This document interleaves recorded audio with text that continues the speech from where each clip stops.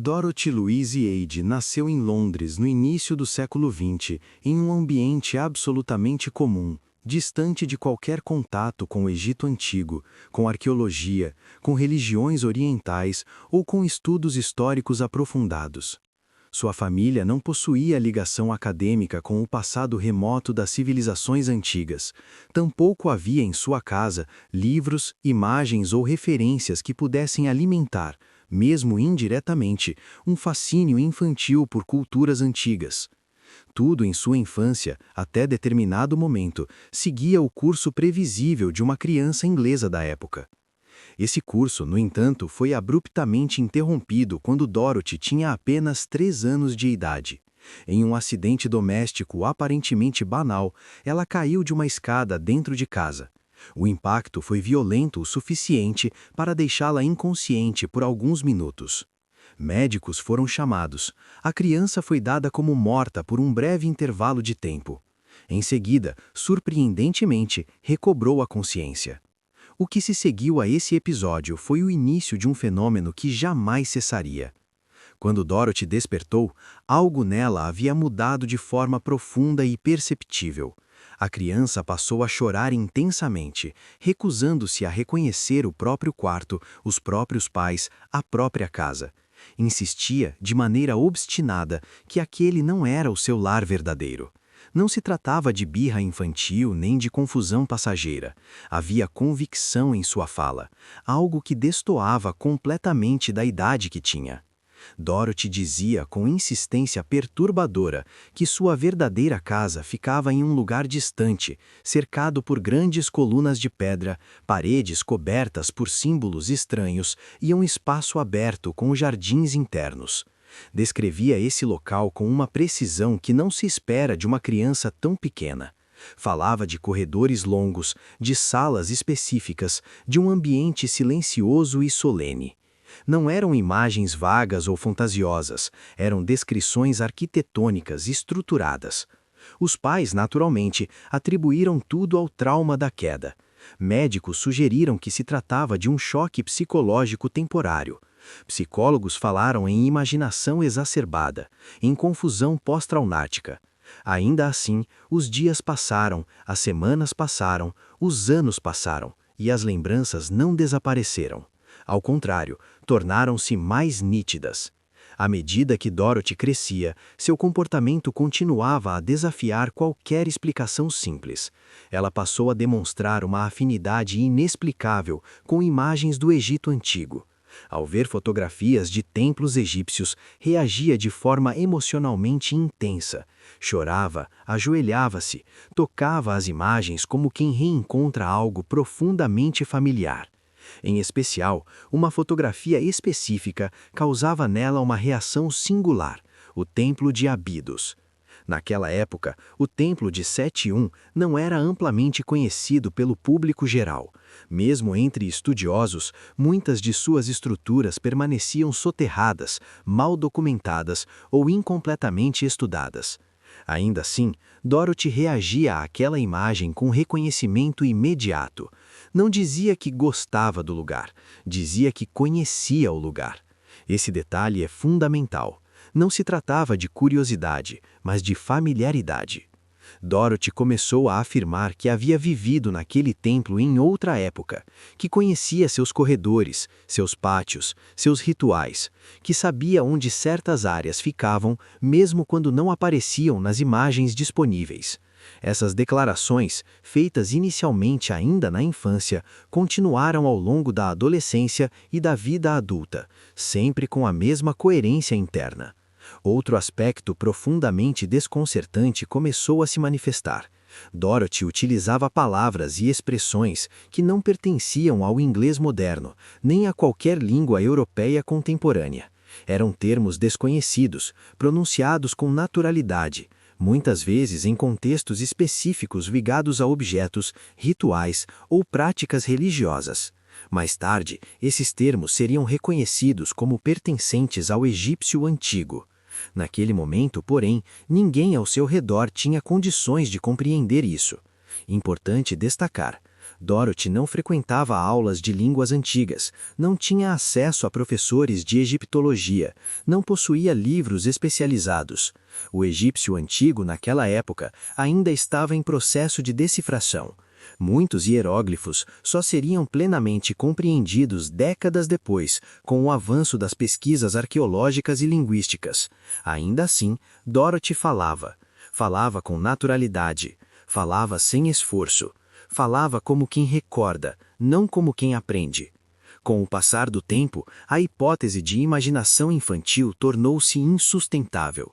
As descrições de Dorothy não apenas persistiam, como ganhavam profundidade, detalhes técnicos e coerência histórica. Ela passou a mencionar práticas religiosas específicas, nomes de cargos sacerdotais, funções dentro do templo e costumes que não faziam parte do conhecimento popular da época. Na adolescência, Dorothy passou a frequentar regularmente o Museu Britânico, não por incentivo familiar, mas por necessidade pessoal. Era ali que ela se sentia, segundo suas próprias palavras, em casa. Diante das estátuas egípcias, dos relevos e das inscrições, sua postura mudava, tornava-se silenciosa, concentrada, reverente. Em algumas ocasiões, funcionários do museu relataram que ela parecia saber exatamente onde determinadas peças estavam localizadas, mesmo sem nunca tê-las visto antes. Foi também no Museu Britânico que ocorreu um episódio crucial. Ao observar uma fotografia ampliada do Templo de Seti-I, Dorothy afirmou com absoluta certeza que aquele era o local onde havia vivido. Mais do que isso, apontou para áreas da construção e disse que partes importantes ainda estavam enterradas sob a areia, invisíveis nas imagens. Naquele momento não havia qualquer comprovação disso. Anos depois, escavações arqueológicas confirmariam que Dorothy estava correta. Esse foi o ponto em que seu caso deixou de ser apenas estranho e passou a ser profundamente inquietante, porque não se tratava apenas de memórias subjetivas ou experiências internas. Tratava-se de informações verificáveis, técnicas, que seriam confirmadas pela ciência muito tempo depois. E assim, sem alarde, sem espetáculos, sem tentativas de convencer o mundo, Dorothy Eade começou a se tornar um dos casos mais desafiadores já registrados sobre memória, consciência e identidade humana. Um caso que, desde o início, não oferecia respostas fáceis. À medida que Dorothy Eade avançava da infância para a adolescência, o fenômeno que a acompanhava deixava de ser apenas um conjunto de comportamentos estranhos e passava a assumir uma estrutura interna complexa, coerente e persistente. Aquilo que, nos primeiros anos, poderia ser interpretado como imaginação infantil prolongada, começou a revelar um padrão que resistia ao tempo, às mudanças de ambiente e à maturidade intelectual. Não havia esquecimento, não havia contradições, não havia dispersão narrativa. Pelo contrário, quanto mais Dorothy amadurecia, mais organizadas se tornavam as informações que afirmava recordar. Um dos aspectos mais desconcertantes desse processo foi o desenvolvimento gradual de um vocabulário específico, associado diretamente ao Egito Antigo. Dorothy não apenas pronunciava palavras desconhecidas, ela as utilizava em contextos corretos, ligados a práticas religiosas, objetos rituais, cargos sacerdotais e estruturas arquitetônicas. Essas palavras não surgiam de forma aleatória. Apareciam sempre quando ela descrevia situações específicas relacionadas à vida que dizia ter vivido no Templo de Abidos. O detalhe crucial é que naquele período, o conhecimento público sobre a língua egípcia antiga ainda era fragmentário. Embora a Pedra de Roseta já tivesse permitido avanços importantes no século XIX, muitas inscrições permaneciam mal compreendidas, e boa parte da terminologia ritualística ainda não havia sido completamente traduzida ou sistematizada. Mesmo assim, Dorothy utilizava termos que, décadas depois, seriam confirmados como corretos. Não se tratava de um conhecimento genérico, era um conhecimento técnico. Egiptólogos que mais tarde analisaram suas anotações ficaram particularmente intrigados com a precisão semântica de certas expressões. Dorothy distinguia, por exemplo, funções sacerdotais que só seriam diferenciadas academicamente anos depois. Ela se referia a objetos de culto com nomes específicos, evitando generalizações. Em vez de falar de um altar, mencionava o tipo exato de estrutura utilizada em determinados rituais. Em vez de dizer um sacerdote, indicava a função exata dentro da hierarquia do templo. Esse nível de detalhamento não era compatível com o aprendizado casual. Outro ponto que chamou a atenção dos pesquisadores foi a consistência temporal das informações. Dorothy não misturava períodos históricos, não atribuía práticas do Império Novo a dinastias posteriores, não confundia rituais, nem sobrepunha elementos de épocas distintas. Sua narrativa permanecia rigidamente localizada no período do faraó Sete I, algo que exigiria um conhecimento histórico extremamente específico para alguém que, oficialmente, não possuía formação acadêmica na área. Ao mesmo tempo, Dorothy não demonstrava interesse em impressionar. Ela não fazia apresentações públicas, não escrevia para jornais, não buscava validação externa. Seu relato surgia apenas quando questionada ou quando se encontrava diante de elementos que despertavam suas memórias. Isso enfraquecia significativamente qualquer hipótese de encenação consciente. À medida que sua presença no Museu Britânico se tornava mais frequente, funcionários e estudiosos começaram a notar comportamentos difíceis de ignorar.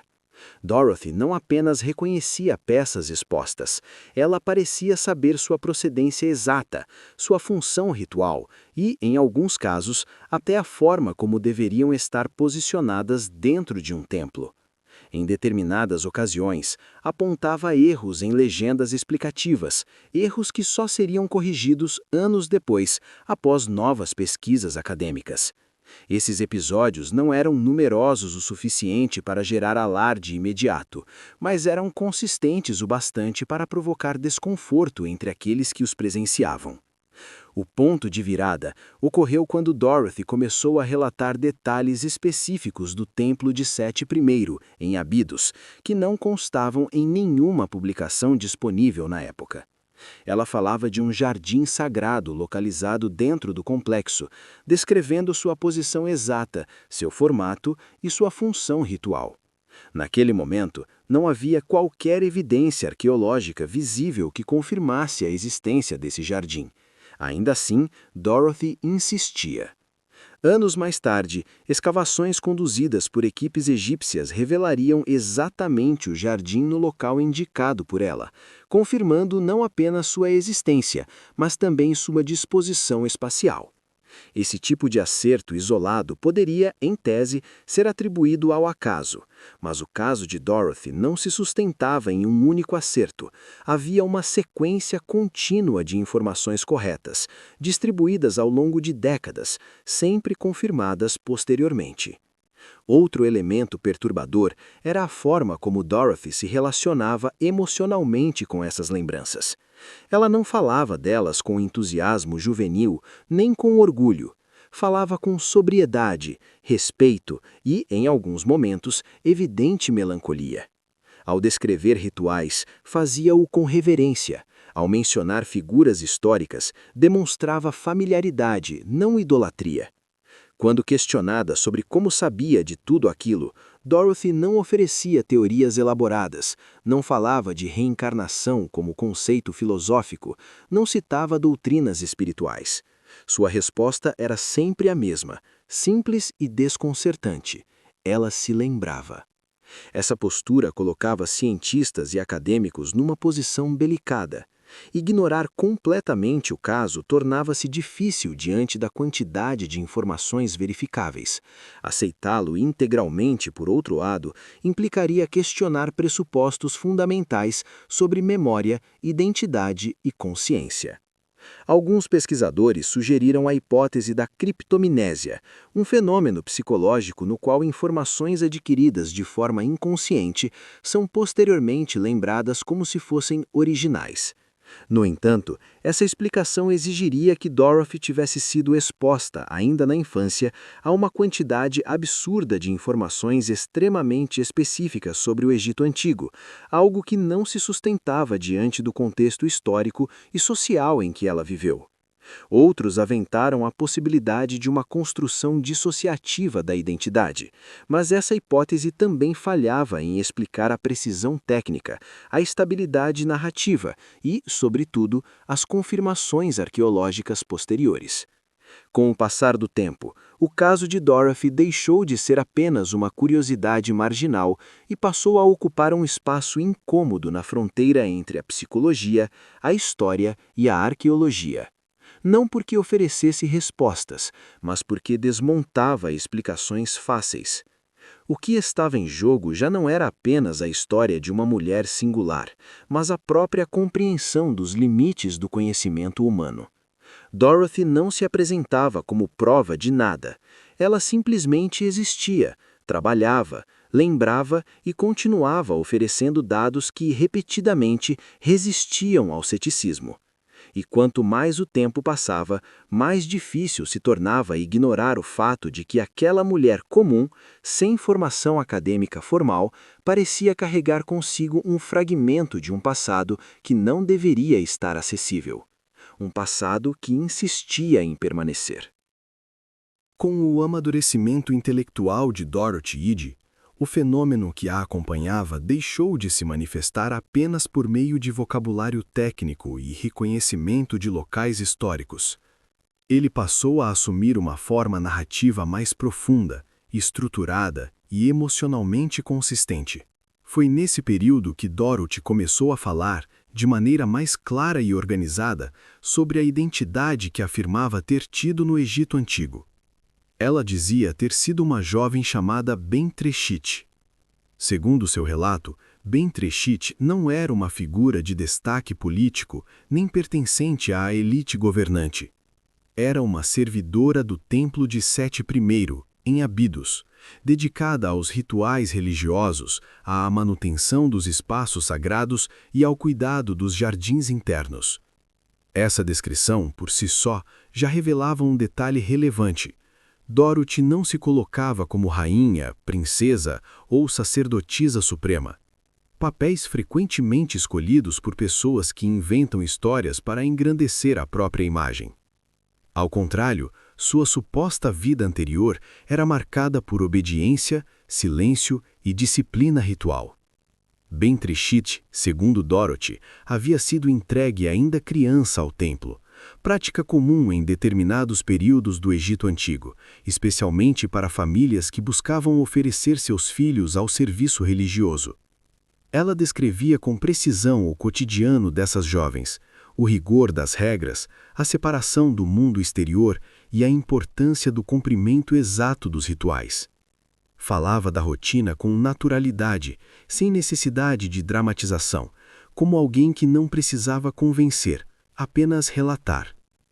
À medida que detalhava essa vida, Dorothy passou a mencionar um vínculo pessoal com o faraó Sete I. Não um relacionamento público, nem reconhecido oficialmente, mas uma ligação íntima e proibida.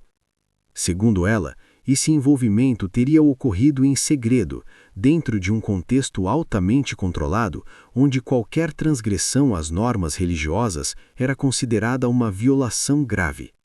O ponto mais delicado de seu relato dizia respeito à gravidez resultante dessa relação. Dorothy afirmava que Bentrechit engravidou e, diante da impossibilidade de assumir aquela criança sem desonrar o templo e o faraó, foi tomada por um desespero profundo. A solução encontrada, segundo sua narrativa, foi o suicídio. Esse elemento sempre foi tratado por Dorothy com extremo pesar. Ela não falava desse episódio com orgulho nem com senso de destino glorioso. Falava como alguém que reconhecia uma falha moral grave. Demonstrava arrependimento, tristeza e um sentimento de responsabilidade que atravessava toda sua vida adulta. Esse aspecto psicológico chamou a atenção de diversos estudiosos, pois contrariava o padrão típico de narrativas fantasiosas, nas quais o narrador tende a justificar ou embelezar suas ações. Outro ponto relevante é que Dorothy nunca afirmou ter sido Seth I reencarnado, nem qualquer figura central do poder. Ela se colocava sempre em posição secundária, subalterna, alguém que orbitava os acontecimentos sem controlá-los. Essa coerência psicológica fortalecia ainda mais a singularidade do caso. Quando questionada sobre como sabia tantos detalhes da vida no templo, Dorothy descrevia sensações físicas e emocionais associadas às lembranças.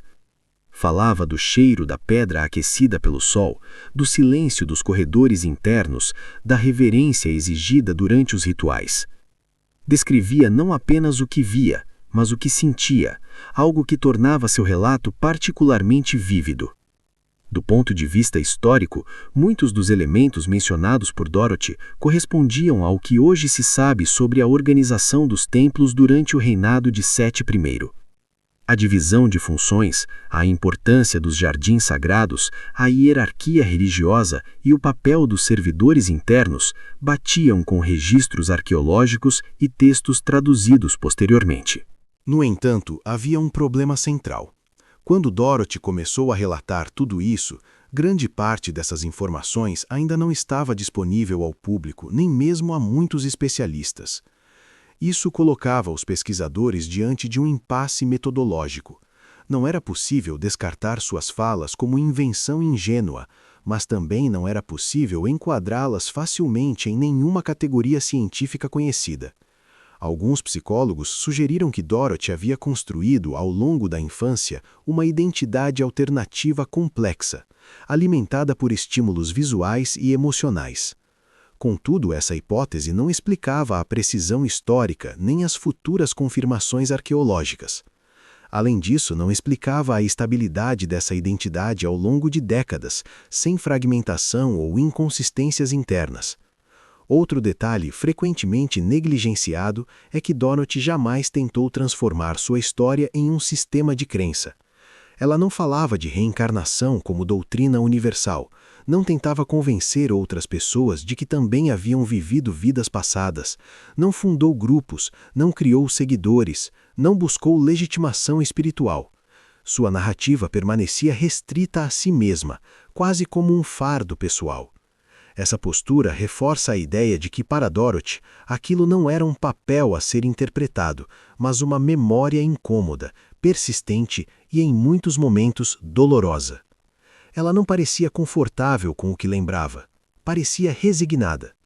À medida que sua vida avançava, Dorothy passou a compreender que seu caso dificilmente seria aceito de forma plena. Ainda assim, manteve sua coerência. Nunca alterou detalhes centrais da narrativa, nunca adaptou sua história para agradar céticos ou entusiastas, nunca acrescentou elementos sensacionalistas. Essa constância ao longo do tempo é um dos aspectos mais difíceis de explicar sobre uma perspectiva puramente psicológica. Fantasias tendem a evoluir, a se expandir, a incorporar novos elementos conforme o ambiente muda. No caso de Dorothy, a narrativa permaneceu notavelmente estável desde a juventude até sua morte. O relato de Bentreshit não se tornou mais grandioso com o passar dos anos, tornou-se mais contido, mais sóbrio, quase mais pesado, como se ao revivê-lo repetidamente, Dorothy carregasse um peso que jamais se dissolvia completamente. Assim, o caso avançava para um ponto ainda mais desconfortável, não apenas a existência de lembranças anômalas, mas a presença de uma identidade passada carregada de culpa, dor e arrependimento, elementos psicológicos complexos que dificilmente surgem de uma simples construção imaginativa. Dorothy Eade não parecia querer aquela história. Ela apenas não conseguia escapar dela. A decisão de Dorothy Eade de deixar a Inglaterra e mudar-se definitivamente para o Egito não foi um gesto impulsivo, tampouco uma busca por aventura ou excentricidade. Foi, segundo ela mesma descreveu, uma necessidade interior que se tornava impossível de ignorar. Ao longo de anos, a sensação de deslocamento persistia, a impressão constante de estar vivendo em um lugar que não lhe pertencia plenamente. O Egito, em sua mente, não era um destino estrangeiro, mas um retorno. Quando finalmente chegou ao país, Dorothy não se apresentou como alguém em busca de reconhecimento espiritual ou notoriedade acadêmica. Ela não reivindicou títulos, não exigiu atenção, não tentou convencer ninguém de suas experiências. Simplesmente passou a viver, trabalhar e observar. Esse detalhe é essencial, porque define o tom de toda a sua trajetória no Egito: discrição absoluta. Foi nesse período que Dorothy passou a ser chamada de On-Seti, um nome que lhe foi atribuído após o nascimento de seu filho, Seti, nome escolhido deliberadamente e carregado de significado pessoal. O nome não foi uma tentativa de encenação simbólica, mas uma adaptação cultural natural dentro do contexto egípcio. Ainda assim, para aqueles que conheciam sua história, o nome representava uma continuidade silenciosa entre passado e presente. On-Seti estabeleceu-se inicialmente no Cairo, onde começou a trabalhar como desenhista e assistente em departamentos ligados à antiguidade egípcia. Seu talento para reproduzir hieróglifos e relevos chamou rapidamente a atenção de profissionais da área. Ela não apenas copiava formas, compreendia proporções, simetrias e padrões que exigiam profundo conhecimento técnico. À medida que sua reputação como colaboradora confiável crescia, On-Seti passou a integrar equipes de escavação e documentação arqueológica. Era nesse ambiente rigorosamente científico que suas memórias seriam submetidas, talvez pela primeira vez, a testes indiretos, objetivos e verificáveis. Um dos primeiros episódios que causaram desconforto entre os arqueólogos ocorreu quando On-Seti começou a descrever com naturalidade áreas específicas do templo de Seti I, em Abidos, que ainda não haviam sido escavadas. Ela indicava passagens subterrâneas, câmaras ocultas e a existência de um jardim sagrado interno, detalhando sua posição exata dentro do complexo. Naquele momento, essas áreas simplesmente não apareciam em nenhum levantamento arqueológico oficial. A princípio, suas declarações foram recebidas com ceticismo educado. Alguns arqueólogos consideraram suas falas como conjecturas baseadas em leituras fragmentárias ou deduções intuitivas. Outros preferiram ignorar completamente. No entanto, o que ninguém podia ignorar era a consistência de suas indicações. On-Seti não mudava versões, não ajustava suas descrições diante de objeções, não ampliava nem reduzia detalhes, apontava sempre os mesmos locais, com a mesma precisão espacial, mesmo quando confrontada por especialistas mais experientes. Anos depois, quando escavações sistemáticas avançaram no templo de Seti I em Abidos, começaram a surgir confirmações desconcertantes. O jardim sagrado descrito por On-Seti foi encontrado exatamente no ponto que ela havia indicado. Sua disposição correspondia à função ritual mencionada por ela muito antes de qualquer comprovação física. Esse foi um momento crítico. Não porque confirmasse definitivamente suas memórias, mas porque eliminava explicações simplistas. A coincidência isolada já não era suficiente. A repetição de acertos começava a formar um padrão. Outro episódio marcante envolveu a localização de um túnel subterrâneo que, segundo On-Seti, conectava áreas específicas do templo.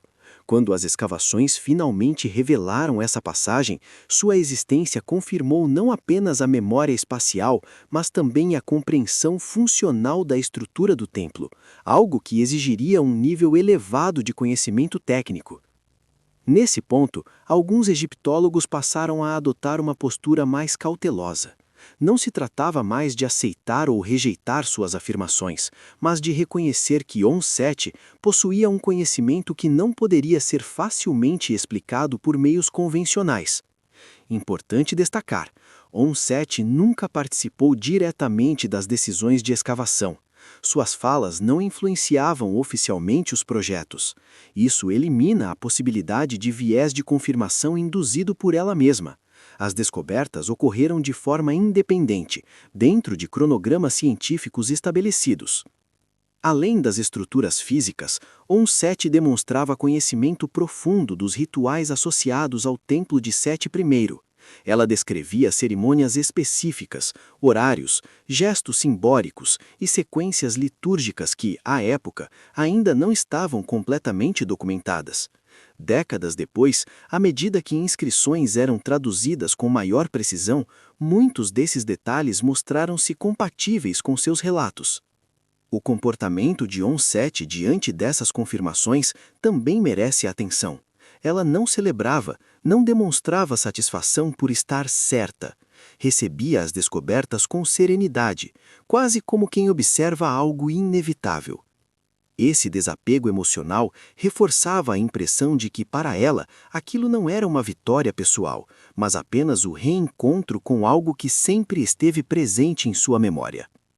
Do ponto de vista psicológico, sua postura continuava a desafiar interpretações convencionais. Não havia sinais de delírio progressivo, nem de dissociação acentuada. On-Set mantinha uma vida funcional, relações estáveis, rotina de trabalho e capacidade crítica preservada. Sua identidade não se fragmentava, ao contrário, parecia integrada. Cientificamente, o caso começava a ocupar um espaço desconfortável entre a arqueologia e a psicologia. Arqueólogos não estavam preparados para lidar com memórias anômalas. Psicólogos não conseguiam ignorar as evidências materiais. E historiadores, por sua vez, viam-se diante de informações que só faziam sentido quando observadas retrospectivamente. O Egito não havia transformado On-Set em um espetáculo. Ao contrário, foi no ambiente austero das escavações, longe do público e da mídia, que seu caso se consolidou como um dos mais intrigantes já documentados.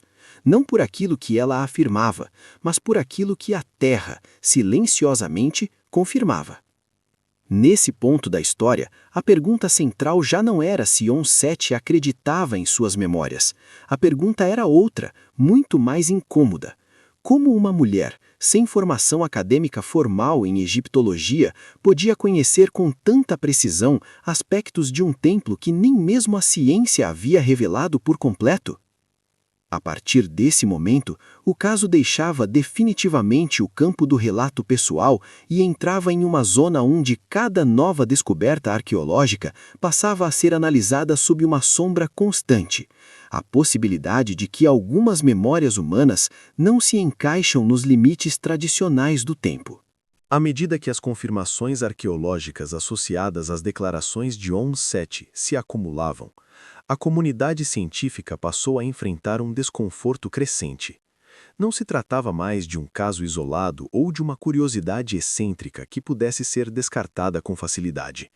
O que estava diante dos pesquisadores era um fenômeno persistente, verificável em partes essenciais e, ao mesmo tempo, incompatível com os modelos explicativos tradicionais. A reação inicial da maioria dos egiptólogos foi a cautela extrema. Nenhum pesquisador sério desejava associar seu trabalho a conclusões que pudessem ser interpretadas como místicas ou anticientíficas. Ainda assim, ignorar completamente On-Set tornava-se cada vez mais difícil. Ela não era uma visitante ocasional nem uma entusiasta marginal. Era uma colaboradora constante, respeitada por sua competência técnica, pela precisão de seus desenhos e pela disciplina com que executava suas tarefas. Esse detalhe é crucial. On-Set não ocupava um espaço periférico, ela estava integrada ao cotidiano das escavações. Quando suas declarações começaram a ser discutidas em círculos acadêmicos, surgiram as primeiras tentativas formais de explicação psicológica. Uma das hipóteses mais citadas foi a da criptomnésia, um fenômeno no qual memórias esquecidas retornam à consciência sem que o indivíduo reconheça sua origem. Segundo essa linha de raciocínio, Dorothy poderia ter sido exposta, ainda criança, a informações sobre o Egito Antigo e, anos depois, reorganizado esse material inconsciente em forma de lembranças pessoais. No entanto, essa hipótese apresentava falhas graves. Para que a criptomnésia explicasse o caso de On-Set, seria necessário admitir que uma criança britânica do início do século XX tivesse tido acesso a uma quantidade extraordinária de informações altamente especializadas sobre egiptologia, informações que, em muitos casos, simplesmente não existiam em forma publicada naquela época. Além disso, a criptomnésia não explica a precisão espacial demonstrada por On-Set. Não explica como ela poderia indicar a localização exata de estruturas soterradas, nem por que suas descrições correspondiam tão fielmente a descobertas feitas décadas depois. A hipótese psicológica, embora teoricamente elegante, começava a se mostrar insuficiente diante do conjunto de evidências. Outra explicação proposta foi a de transtorno dissociativo da identidade, ou alguma forma de construção psicológica compensatória. Segundo essa abordagem, a identidade de Bent Reshit seria uma persona criada para lidar com traumas infantis, especialmente o acidente sofrido na queda da escada. Essa persona teria se consolidado ao longo do tempo, adquirindo complexidade narrativa e estabilidade emocional. Mais uma vez, a teoria falhava em pontos essenciais. Transtornos dissociativos costumam apresentar fragmentação da identidade, lapsos de memória, inconsistências comportamentais e variações emocionais acentuadas. On-Set, ao contrário, apresentava uma identidade estável, funcional e integrada. Sua vida cotidiana não era marcada por confusão psicológica, mas por coerência, disciplina e clareza. Além disso, pessoas com transtornos dissociativos não costumam fornecer informações técnicas verificáveis sobre eventos históricos ainda desconhecidos. Diante dessas limitações, alguns pesquisadores adotaram uma postura intermediária. Reconheceram que On-Set possuía um conhecimento excepcional, sem contudo atribuí-lo a memórias de vidas passadas. Essa posição permitia manter o rigor científico sem a necessidade de uma explicação definitiva. Era, em essência, uma admissão de ignorância metodológica. Esse reconhecimento silencioso talvez seja um dos aspectos mais importantes do caso. A ciência moderna é construída sobre a capacidade de formular hipóteses testáveis e descartá-las quando não se sustentam. O caso de On-Set, no entanto, resistia a esse processo. Não havia experimento que pudesse reproduzir suas memórias. Não havia método para testar retrospectivamente a origem de seu conhecimento. Restava apenas a constatação de que ela sabia. Do ponto de vista da egiptologia, o desconforto era ainda maior. A disciplina, que se baseia fortemente em evidências materiais, via-se confrontada com informações vindas de uma fonte humana não convencional, mas repetidamente confirmadas pela própria Terra. Cada nova escavação em Abidos carregava consigo uma expectativa silenciosa, confirmar ou refutar, mais uma vez, aquilo que On-Set havia afirmado anos antes. O mais intrigante é que ela nunca reivindicou a autoridade científica, não exigia que suas palavras fossem aceitas, não pressionava pesquisadores, não se colocava como intérprete privilegiada do passado. Limitava-se a responder quando questionada, sempre com a mesma sobriedade. Essa postura desarmava tanto críticos quanto entusiastas. Não havia exagero a ser combatido, nem propaganda a ser desmentida. Com o passar dos anos, alguns egiptólogos passaram a tratar On-Set como um arquivo vivo, não no sentido místico, mas como alguém que possuía um acesso inumum a informações contextuais que complementavam o trabalho arqueológico. Essa expressão, embora informal, reflete o impacto real que ela teve em determinados círculos acadêmicos. Ainda assim, ninguém ousou propor oficialmente que o caso fosse estudado como evidência de reencarnação. O tema permanecia à margem, discutido em conversas privadas, cartas pessoais e registros não oficiais. O silêncio institucional era uma forma de autopreservação da ciência. Paradoxalmente, foi esse silêncio que preservou a integridade do caso. Sem espetacularização, sem exploração midiática, On-Set continuou vivendo e trabalhando, enquanto as evidências falavam por si mesmas. Nesse estágio da história, a questão central já havia se deslocado novamente. Não se tratava mais de explicar como Onset sabia o que sabia. Tratava-se de reconhecer que o conhecimento humano, especialmente ligado à memória e à consciência, ainda contém zonas profundamente obscuras. O caso não exigia crença, exigia humildade intelectual. E talvez seja exatamente essa a maior contribuição de Onset para a ciência. Não oferecer respostas, mas expor os limites do que ainda somos capazes de compreender. Nos últimos anos de sua vida, Onset já não precisava provar absolutamente nada a ninguém. Seu nome não figurava em manchetes sensacionalistas, não era explorado por revistas populares, tampouco associado a movimentos espirituais ou correntes alternativas. Ela vivia de forma simples, quase austera, mantendo uma rotina discreta e dedicada ao trabalho arqueológico, à escrita de anotações pessoais e à convivência com poucos amigos e colegas. Esse retraimento não era isolamento patológico, mas escolha consciente.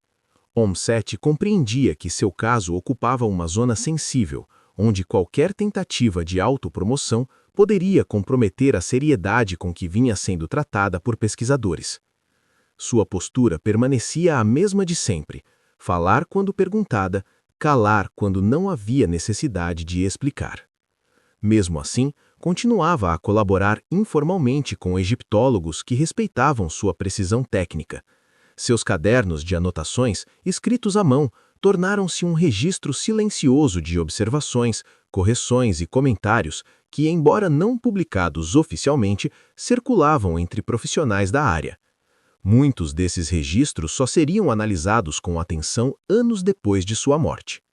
Durante esse período, novas escavações em Abidos avançaram lentamente, respeitando os métodos rigorosos da arqueologia. A cada nova camada de terra removida, surgiam confirmações adicionais de detalhes mencionados por Onset décadas antes. Pequenas estruturas, variações arquitetônicas e inscrições fragmentadas vinham à luz exatamente nos pontos por ela indicados em conversas informais e notas antigas. É importante sublinhar um aspecto frequentemente ignorado. Onset não estava mais presente para comentar essas descobertas. Não havia como ajustar discursos, reinterpretar falas ou reivindicar méritos. As confirmações surgiam de forma independente, conduzidas por equipes diferentes em contextos distintos, sem qualquer interferência direta dela. Isso confere ao caso uma robustez singular. Após sua morte, em 1981, muitos esperavam que o interesse por sua história desaparecesse gradualmente. Sem a figura viva, sem novas declarações, o caso parecia destinado ao esquecimento. No entanto, ocorreu o oposto. Pesquisadores que haviam mantido uma postura cautelosa passaram a revisitar suas anotações com outro olhar, livres da pressão de lidar com uma pessoa viva e das implicações éticas de confrontá-la diretamente. Esse distanciamento temporal permitiu uma análise mais fria e objetiva. Ao comparar as notas de Onset com descobertas feitas posteriormente, tornou-se evidente que a correspondência não era superficial. Não se tratava de generalidades facilmente ajustáveis. Eram descrições específicas, localizadas, tecnicamente coerentes. Algumas faziam referência a práticas rituais que só seriam plenamente compreendidas com traduções mais recentes de hieróglifos encontrados após sua morte. Esse detalhe é particularmente relevante. Onset não teve acesso a essas traduções. Elas simplesmente não existiam enquanto ela estava viva. Com o passar dos anos, seu nome começou a aparecer com mais frequência em publicações acadêmicas periféricas, notas de rodapé e discussões teóricas sobre memória, identidade e consciência. Não como prova definitiva de nada, mas como um exemplo extremo de um fenômeno ainda não explicado. A postura da comunidade científica manteve-se em grande parte a mesma: reconhecimento cauteloso, silêncio institucional e ausência de conclusões formais. No entanto, nos bastidores, o caso de Onset passou a ser citado como um dos mais desconcertantes já registrados dentro da egiptologia moderna. Outro ponto importante diz respeito à integridade pessoal de Onset até o fim da vida. Não há registros de declínio cognitivo significativo, delírios progressivos ou deterioração psicológica que pudessem comprometer retrospectivamente a credibilidade de suas declarações. Ela permaneceu lúcida, coerente e funcional, mesmo em idade avançada. Esse aspecto desmonta uma última tentativa comum de explicação, a de que suas memórias teriam sido fruto de um processo degenerativo tardio. Não há evidências clínicas que sustentem essa hipótese. Após sua morte, objetos pessoais, manuscritos e registros foram preservados por colegas e instituições interessadas em manter viva a documentação associada ao caso. Esses materiais continuam a ser analisados ocasionalmente, sempre com a mesma cautela que marcou toda a trajetória de OM7. Nada de conclusões precipitadas, nada de extrapolações indevidas. Curiosamente, foi somente após sua ausência definitiva que muitos pesquisadores passaram a admitir, em conversas privadas e correspondências pessoais, que o caso os havia afetado profundamente. Não por desafiar crenças individuais, mas por expor fragilidades metodológicas da própria ciência. OM7 havia apresentado um problema para o qual não existia manual. Ela não havia quebrado regras científicas, ela simplesmente havia mostrado que elas eram insuficientes para explicar determinados fenômenos. Nesse ponto, o caso assumia uma dimensão que ultrapassava a egiptologia, passava a dialogar com questões fundamentais sobre a natureza da memória humana, a possibilidade de transmissão de informação ao longo do tempo e os limites da consciência individual. OM7 não deixou discípulos, não deixou teorias formuladas, não deixou respostas organizadas, deixou apenas um rastro consistente de informações corretas, confirmadas quando já não podia mais falar por si. E talvez seja exatamente isso que torna seu legado tão difícil de ignorar. Ao observar o conjunto completo da vida de OM7, torna-se evidente que seu caso não pode ser compreendido por meio de um único recorte disciplinar. Não é apenas um episódio curioso da história da egiptologia, tampouco um relato isolado de memória incomum. Trata-se de um fenômeno que atravessa campos distintos do conhecimento humano e, ao fazê-lo, expõe as limitações de cada um deles quando analisado de forma isolada. A ciência moderna, construída sobre a observação empírica e a repetição experimental, opera com base em fenômenos reproduzíveis. O caso de OM7, no entanto, resiste a essa lógica. Não pode ser repetido em laboratório, não pode ser induzido artificialmente, não pode ser testado em condições controladas. Ainda assim, apresenta evidências indiretas que se acumulam ao longo do tempo e que se confirmam de maneira independente. Esse paradoxo é o que torna sua história tão desconfortável. Se OM7 tivesse sido uma figura instável, emocionalmente frágil ou intelectualmente inconsistente, o caso poderia ser descartado com relativa facilidade. Se tivesse buscado atenção pública, construído uma narrativa grandiosa ou explorado financeiramente sua história, suas declarações teriam sido naturalmente tratadas com desconfiança. No entanto, ela foi exatamente o oposto disso tudo. Sua vida foi marcada pela discrição, pela funcionalidade e pela coerência. Trabalhou, colaborou, escreveu, desenhou, observou. Não tentou convencer ninguém, não tentou provar nada, apenas continuou existindo com uma memória que não se ajustava ao tempo em que vivia. Essa postura ética é, talvez, o elemento mais subestimado do caso. Quando analisamos relatos de experiências extraordinárias, a intenção do narrador costuma ser um fator decisivo. No caso de OM7, não há indícios de manipulação consciente nem de construção deliberada de uma persona. Seu comportamento permaneceu constante ao longo de décadas, atravessando mudanças culturais, políticas e científicas sem sofrer alterações significativas.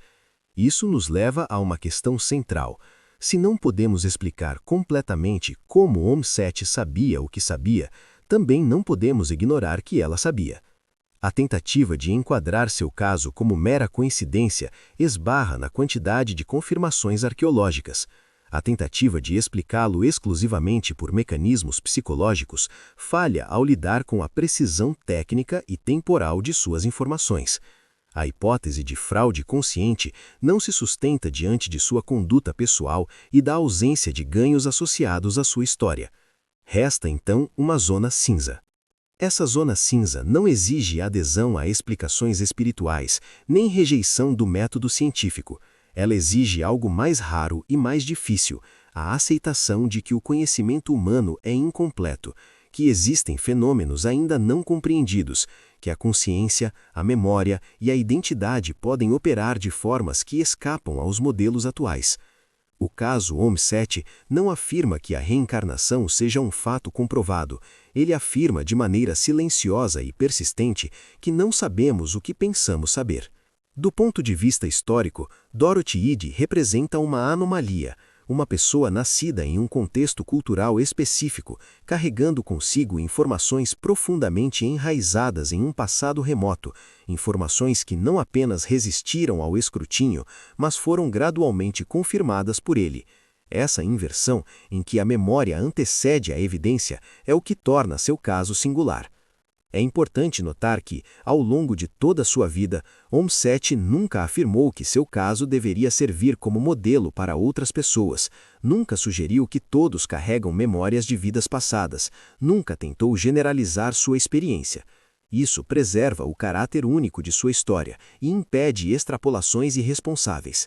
Seu legado, portanto, não é uma teoria, mas uma interrogação. Uma interrogação dirigida não apenas à ciência, mas à própria forma como entendemos o tempo. O passado, no caso de OM7, não estava completamente encerrado. Ele parecia coexistir, de maneira fragmentada, dentro da consciência de uma pessoa comum, atravessando décadas e manifestando-se em detalhes técnicos que só fariam sentido muito depois. Essa ideia é profundamente perturbadora, porque desafia a linearidade confortável com a qual organizamos a história. Sugere que o tempo pode não ser apenas uma sucessão rígida de eventos, mas algo mais complexo, mais permeável do que supomos. Ainda assim, o caso OM7 não exige que abandonemos o rigor.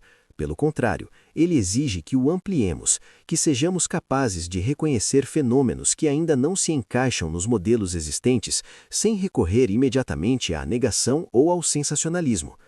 Talvez a maior contribuição de OM7 para o conhecimento humano não esteja nas respostas que ela ofereceu, mas nas perguntas que deixou em aberto.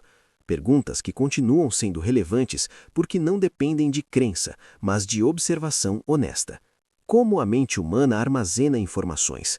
Até onde vai a memória? Existem limites claros entre experiência pessoal e conhecimento histórico? E o que acontece quando esses limites parecem se dissolver? Essas perguntas permanecem sem resposta definitiva. Décadas após sua morte, OM7 continua sendo citada não como prova, mas como desafio. Um desafio à arrogância intelectual, à pressa por conclusões e à necessidade humana de encaixar tudo em categorias rígidas. Sua história nos lembra que o desconhecido não desaparece apenas porque preferimos ignorá-lo. Ao fim, talvez, seja essa a verdadeira natureza do caso OM7, não uma explicação sobre o passado, mas um espelho voltado para o presente, refletindo os limites do nosso entendimento e a vastidão do que ainda não compreendemos. E enquanto essas perguntas permanecerem abertas, o nome de Dorothy Eade continuará ecoando silenciosamente entre aqueles que se dispõem a olhar além do óbvio, com seriedade, cautela e respeito pelo mistério. Nota importante: Dorothy Eade foi uma mulher britânica real, nascida em Londres, registrada historicamente. Ao viver no Egito, passou a ser conhecida pelo nome OM7, um nome cultural egípcio que significa mãe de Sete, em referência ao filho que teve. Não se trata de duas pessoas diferentes, nem de uma entidade espiritual. OM7 é apenas o nome pelo qual Dorothy Eade ficou conhecida no Egito.